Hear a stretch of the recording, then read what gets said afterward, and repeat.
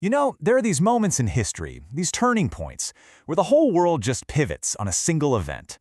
We're going to talk about one of those today. A single afternoon, a single battle that decided the fate of two ancient superpowers, Rome and Carthage. Let's dive into the story of the Battle of Zama. Okay, so picture this. It's 202 BC. We're on a hot, dusty plain in North Africa called Zama. And on this field, two absolute legends are about to square off. On one side, you've got Hannibal Barca, the guy who's been the boogeyman of Rome for more than a decade. And on the other, the young, brilliant Roman general, Publius Cornelius Scipio. We're talking two of the greatest military minds ever. And this is it, their first and last showdown. And look, the stakes here, they couldn't be higher. This was, quite literally, for all the marbles. For Carthage, this was about pure survival. Lose this, and they're done. For Rome, it was for the future. Winning meant the dream of a world-spanning empire was on the table. Everything, absolutely everything, was on the line. So, you gotta be asking, right? How in the world did we get here? How did these two giants end up on this one field for a final, winner-take-all brawl? Well, to get that, we need to back up just a little bit. See, this battle didn't just pop up out of nowhere. It was the explosive grand finale of the Second Punic War, a brutal, 16-year-long conflict that had stretched all across the known world. For most of those 16 years, Hannibal was basically Rome's worst nightmare. I mean, this is the guy who crossed the Alps with elephants and just kept handing the Romans devastating defeats on their own turf. But while all eyes were on Hannibal in Italy, this young upstart, Scipio, was playing a completely different game. First, he kicks the Carthaginians out of Spain. And then, and this was pure genius, he does the unthinkable. He takes the war to Carthage, invading their home turf in Africa. All of a sudden, the hunter becomes the hunted.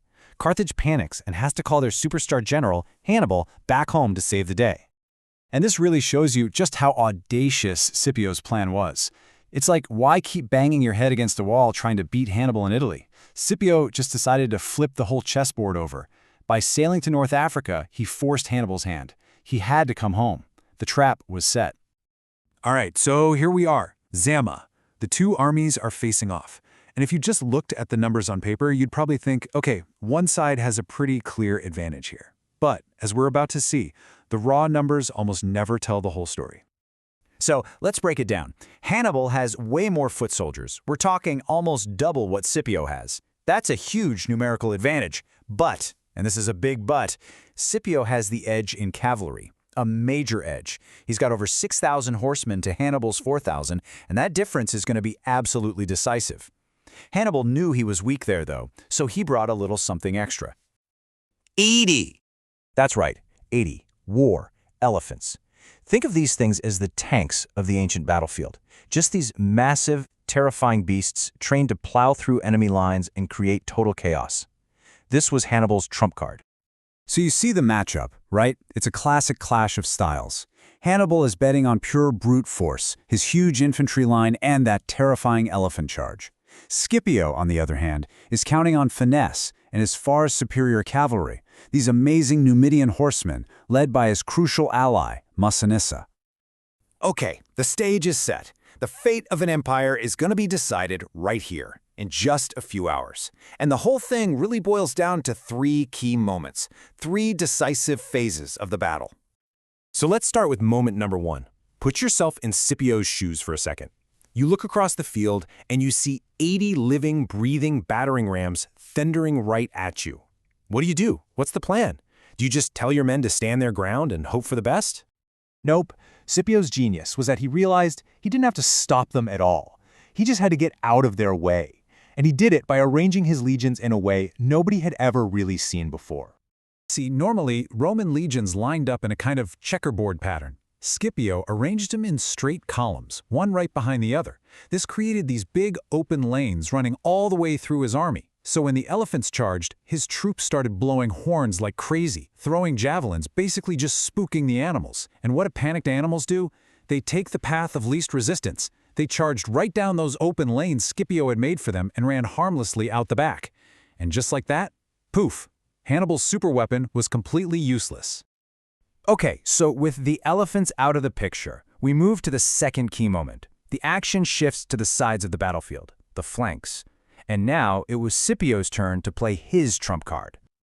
On both wings, Scipio's awesome cavalry just slammed into Hannibal's, and it wasn't even close. The Carthaginian horsemen were totally overwhelmed.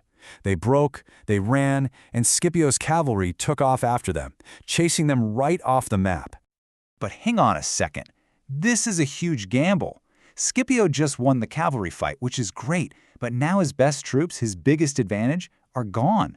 They're off chasing the enemy far from the real fight. This leaves the two massive lines of infantry to just slug it out, man to man.